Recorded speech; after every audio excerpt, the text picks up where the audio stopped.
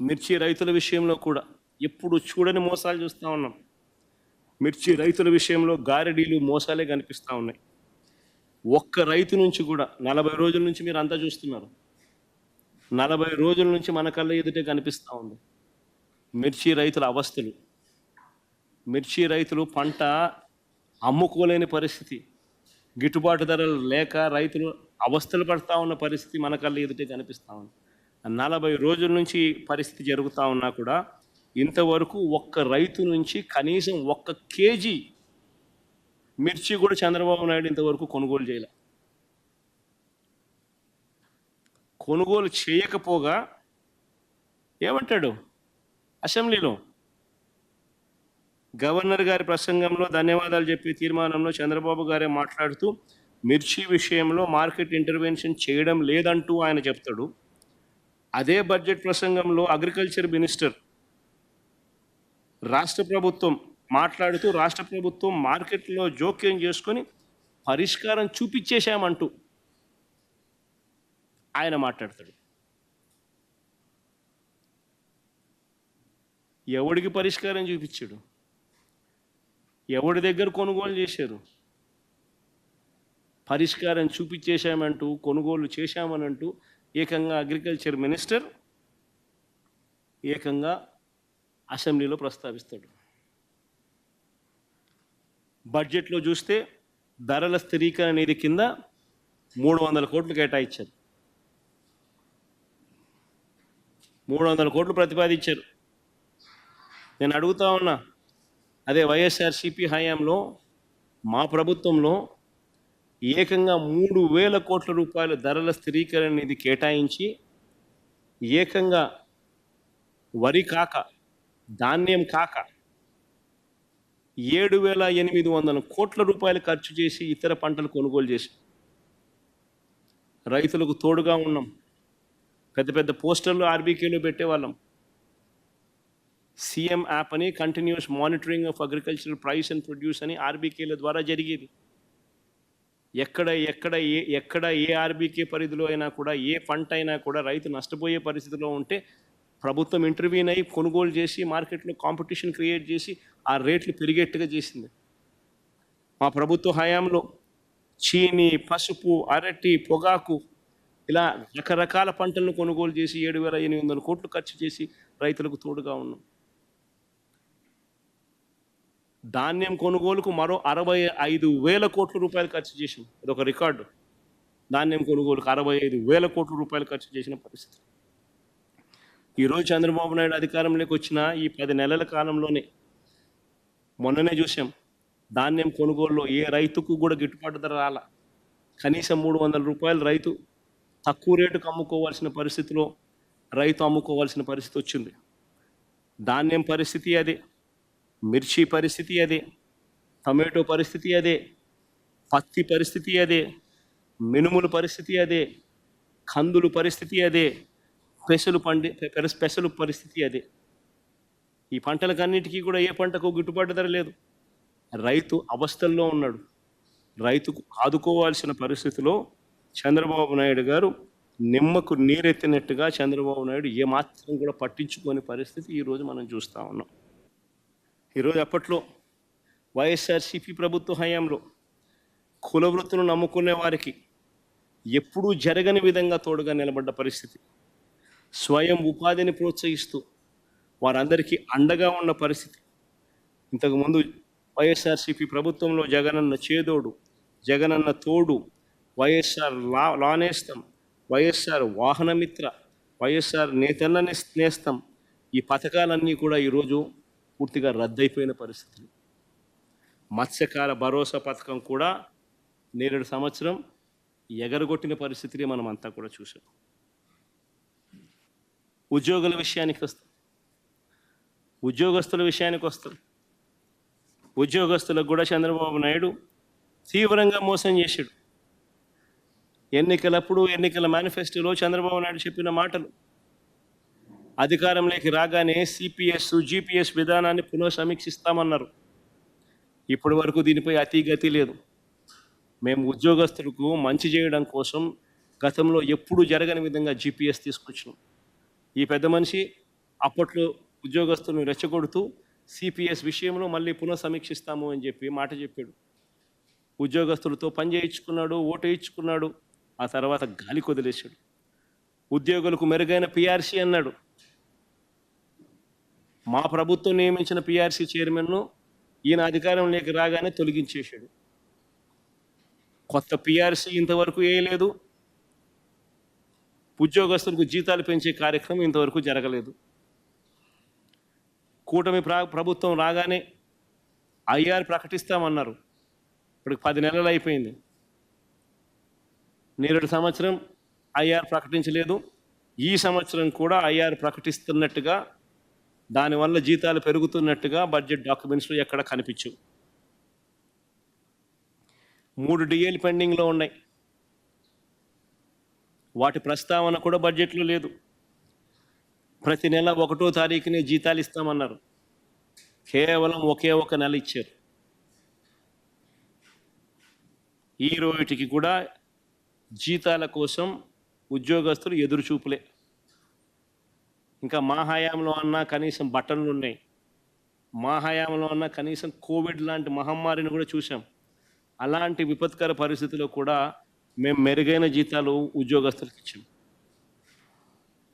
మెరుగైన టైం ఫ్రేమ్లో కూడా ఇచ్చాం. ఉద్యోగుల జీపీఎఫ్, జిఎల్ఐ డబ్బులను వీళ్ళ అవసరాల కోసం వీళ్ళు వాడుకుంటూ ఉన్నారు. ఉద్యోగస్తులకు ఇవ్వాల్సిన డిఏలు, జీపీఎఫ్లు, సరెండర్ లీవ్లు, రిటైర్మెంట్ బెనిఫిట్స్, ఈహెచ్ఎస్ బకాయిలు ఇలా వేల కోట్ల రూపాయలు పెండింగ్లో పెట్టారు. కాంట్రాక్ట్ ఉద్యోగస్తులను క్రమబద్ధీకరిస్తూ మా ప్రభుత్వం విప్లవాత్మక నిర్ణయం తీసుకుంది. 3,000 మందిని మా ప్రభుత్వ హయాంలోనే రెగ్యులరైజ్ కూడా చేశాం. మిగిలిన 7,000 మందికి సంబంధించి డిపార్ట్మెంటల్ రివ్యూ ప్రక్రియ కూడా పూర్తయిపోయింది. ఎలక్షన్ కోడ్ వచ్చి మేము ఇంప్లిమెంట్ చేయలేకపోయాం. ఈరోజు అన్ని ఫార్మాలిటీస్ కంప్లీట్ అయిపోయాయి. మొత్తం ఫైనలైజ్ అయిపోయింది. ఒక ప్రక్రియ మొత్తం పూర్తి చేశారు. Rooster, reservation, length of service ఇలా అన్నీ కూడా సుప్రీంకోర్టు గైడ్ లైన్స్కి అనుకూలంగా అన్ని రకాలుగా అన్నీ కూడా కంప్లీట్ అయిపోయాయి.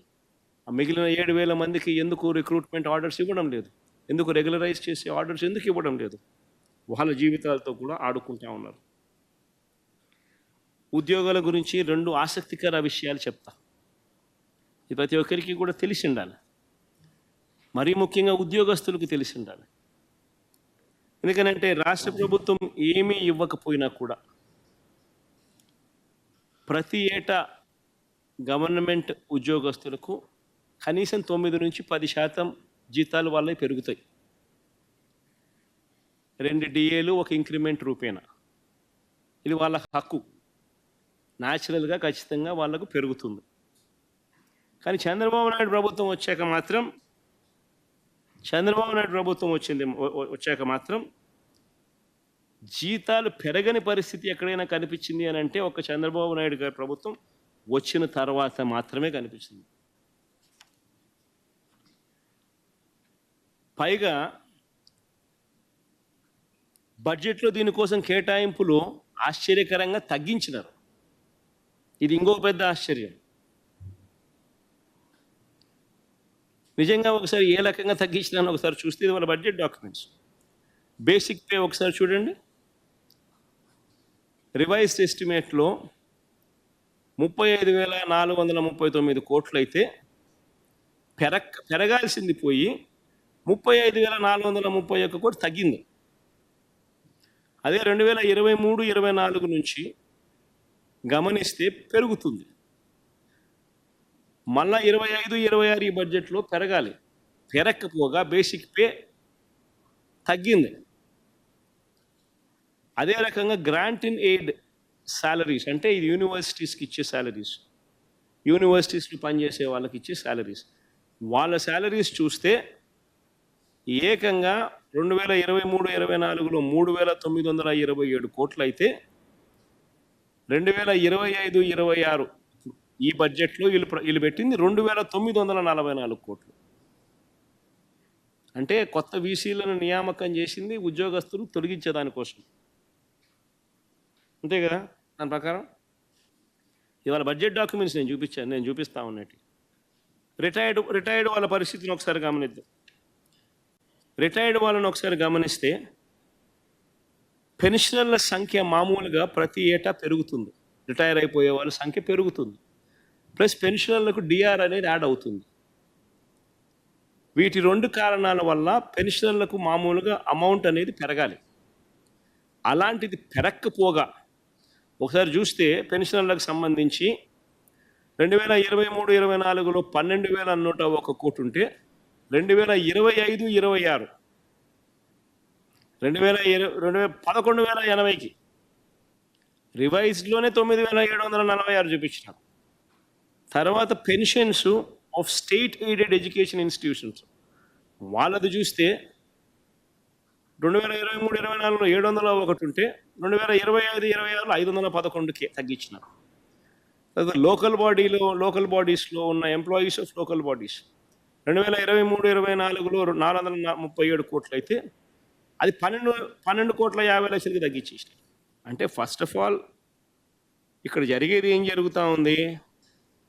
ఉద్యోగస్తులకు సంబంధించిన ఐఆర్ కానీ, పిఆర్సీలు కానీ, డిఏలు కానీ ఇవన్నీ ఏదైనా ఇచ్చే కార్యక్రమం ఏదైనా ఉంది అని అంటే అది ఇచ్చే కార్యక్రమం ఇక చెయ్యబోము అని చెప్పి చెప్తున్నారు.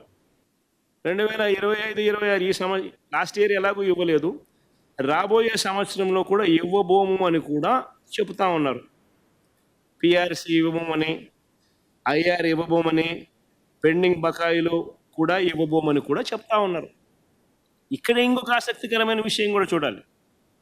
ఆసక్తికరమైన విషయం ఏంటంటే ఈ మధ్యకాలంలో మొన్ననో అనుకుంటా ఫైనాన్స్ మినిస్టర్ ఉద్యోగస్తులకు సంబంధించిన జీతాల వివరాలు తెలియజేస్తూ తాను చెప్తాడు, స్టేట్స్ ఓన్ రెవెన్యూలో జీతాలకు సంబంధించిన పర్సంటేజ్లు విపరీతంగా పెరిగిపోయాయి, అందుకని మేము ఇవ్వాలంటే ఇబ్బంది పడతా ఉన్నాము, ఏ కార్యక్రమం చేయాలన్నా కూడా ఇబ్బంది పడతా ఉన్నాము అని చెప్పారు.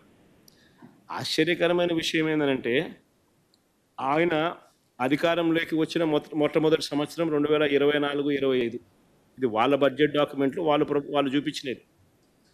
స్టేట్స్ ఓన్ రెవెన్యూస్ వాళ్ళే ప్రొజెక్ట్ చేసినారు 1,01,000 కోట్లని రివైజ్డ్ ఎస్టిమేట్. వాళ్ళంతటి వాళ్ళే శాలరీస్ అండ్ పెన్షన్స్ 89,000 కోట్లు అని చెప్పి వాళ్ళే రాశారు. Salaries and pensions as a percentage of states own resources 87% వాళ్ళే రాసుకొచ్చారు. అయ్యా పయ్యావుల కేశవ్ గారు, ఫైనాన్స్ మినిస్టర్ గారు, మీరు మాకు పాస్ ఓవర్ చేసినప్పుడు మేము అధికారంలోకి వచ్చిన మొట్టమొదటి సంవత్సరం కూడా చూసుకోండి, అప్పుడు కూడా salaries and pensions as a percentage of states own revenues అంతే 87% అయ్యా పయ్యావుల కేశవ్ గారు చూసుకోండి అని చెప్తా ఉన్నాం. మరి ఎందుకు కారణాలు వెతుక్కుంటున్నారు? ఇంకా మేమన్నా కోవిడ్ వచ్చింది, ఇంకా సాకులు చెప్పాలంటే ఇంకా మేము చెప్పాలి, అలాంటిది మేము చెప్పాలా సాకులు? మరి మీరెందుకు సాకులు వెతుక్కుంటున్నారని చెప్తా ఉన్నాను నేను. అది అబద్ధాలు చెప్పుకుంటూ ఎందుకు మోసం చేస్తూ ఉన్నారు?